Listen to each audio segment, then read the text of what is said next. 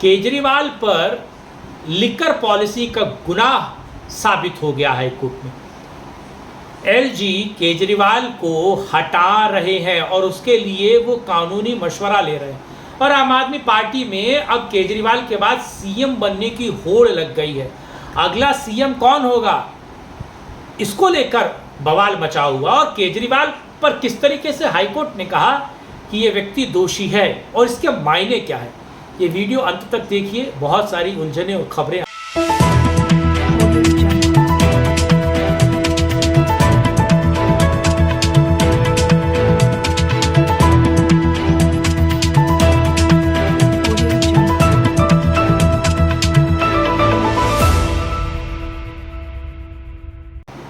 नमस्कार, मैं कुमार श्रीकांत आपका स्वागत कर रहा हूं सत्यपरक भारत में।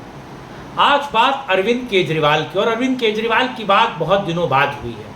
और अरविंद केजरीवाल ने जो राजनीतिक चातुर्य अपनाया है, यानी कि अरविंद केजरीवाल, आपने वो कहावत सुनी होगी कि चौबे जी छब्बे जी बनने गए और दूबे जी बनकर आ गए।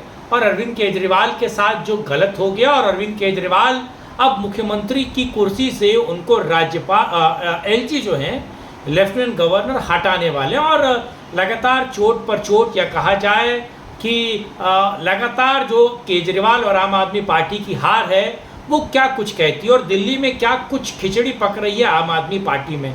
आज इस मुद्दे को विस्तार पूर्वक समझाऊंगा मैं, और मैं चाहता हूं कि आप इस वीडियो को अंत तक देखिए, लाइक कीजिए, शेयर कीजिए, चैनल को सब्सक्राइब कीजिए। और सत्यपरक भारत को अगर आप सपोर्ट करना चाहते हैं तो QR कोड या फिर नीचे चलते हुए नंबर पर आप स्कैन करके उस नंबर पर भी सत्यपरक भारत को सपोर्ट कर सकते हैं। दरअसल मुद्दा यह है कि अरविंद केजरीवाल हाईकोर्ट गए, अभिषेक मनु सिंघवी इनको हाईकोर्ट लेकर गए, और उन्होंने न केवल ईडी की गिरफ्तारी को चैलेंज किया बल्कि सीबीआई की गिरफ्तारी को चैलेंज कर दिया। अब हाईकोर्ट ने इस पूरे मामले पर बातचीत की, सुनवाई, दोनों पक्षों को सुना, सीबीआई और ईडी को भी सुना, अरविंद केजरीवाल के पक्ष के वकील अभिषेक मनु सिंघवी को भी सुना। अलग अलग तर्कों के कारण अगर देखा जाए तो अरविंद केजरीवाल के अपने अलग तर्क थे और ईडी के इतने प्रमुख तर्क थे। और जिस बात को हाईकोर्ट ने कहा अपने एक तरीके से डिसीजन में, उन्होंने कहा कि अरविंद केजरीवाल मैग्सेसे उनको अवार्ड मिला है, पुरस्कार मिला है, वो दिल्ली के मुख्यमंत्री हैं, आम आदमी पार्टी के सर्वेसर्वा हैं, सबसे बड़े नेता हैं। और अगर अरविंद केजरीवाल चाहें और अरविंद केजरीवाल को अगर जेल से बाहर छोड़ दिया जाता है तो कहीं ना कहीं इस लिकर केस को वो प्रभावित कर देते हैं।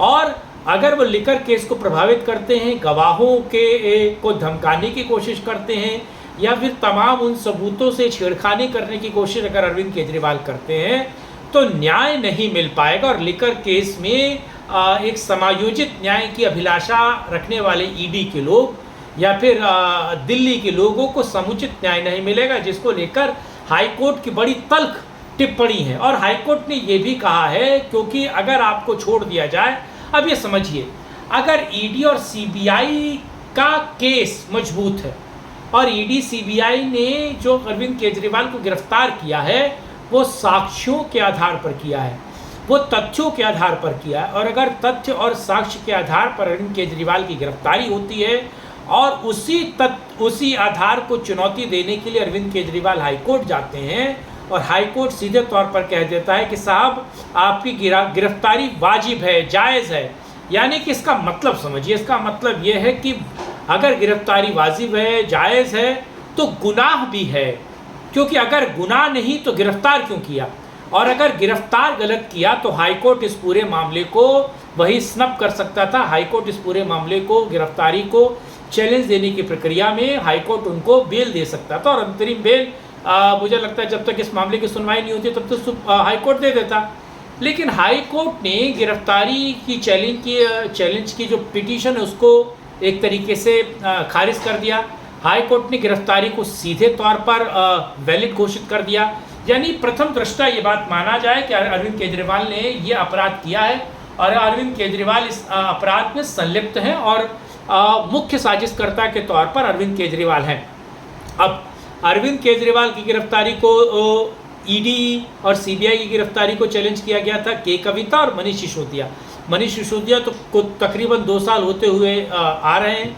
मुझे लगता है मनीष सिसोदिया तो निकलेंगे नहीं, अरविंद केजरीवाल नहीं निकलेंगे। लेकिन उससे पहले महत्वपूर्ण अब हाईकोर्ट जब इस बात को कह चुका है कि अरविंद केजरीवाल की गिरफ्तारी जायज़ है और आप इसे चैलेंज नहीं कर सकते, तो अब एलजी के सामने एक बड़ा फैसला चला गया है और एलजी के सामने अब एलजी को एक डिसीजन लेना पड़ेगा। क्या डिसीजन? क्या अरविंद केजरीवाल को मुख्यमंत्री के तौर पर हटाया जाए, क्योंकि अरविंद केजरीवाल को जब तक जेल नहीं होगी यानी कि सज़ा नहीं होगी और फिर लोअर, तो अगर अरविंद केजरीवाल को लेकर एलजी के सामने जो फाइल गई है और एलजी कहने में ये बात आ रही है कि एलजी कानूनी सलाह ले रहे हैं और कानून के जानकारों से इस बात की सलाह ले रहे हैं और एलजी की 10 एमसीडी में मनोनीत पार्षद के तौर पर एक बड़ी जीत हो ही चुकी है।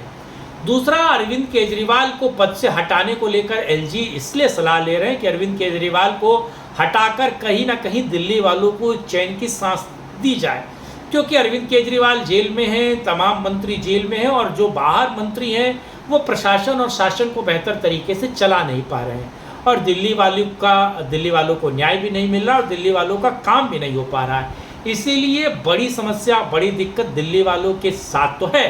इसका न्याय कहीं ना कहीं एलजी करने वाले हैं और ये बड़ी खबर, महत्वपूर्ण खबर मैं आप तक बता रहा हूँ। लेकिन उससे भी महत्वपूर्ण बात यह है कि आम आदमी पार्टी में अब सत्ता की जो लड़ाई है वो चरम पर आ गई है और वो एक तरीके से अब बात इस चीज़ की चल रही है कि अगर एलजी किसी को हटा देते हैं तो मुख्यमंत्री कौन बनेगा। और आपको पता है बहुत सारी खबरें दबी हुई थी, लेकिन भीतर घात संजय सिंह और सुनीता केजरीवाल के बीच तलवारें खिंच चुकी हैं और सुनीता केजरीवाल और संजय सिंह अपना अपना पत्ता सेट करने की कोशिश कर रहे हैं।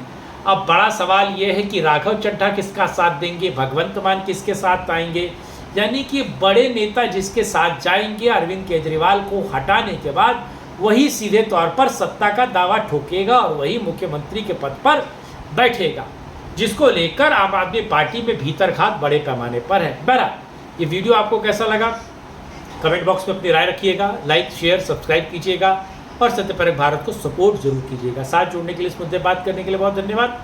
कल फिर मिलेंगे, करेंगे राष्ट्रहित में एक और चर्चा। जय हिंद, जय भारत, वंदे मातरम।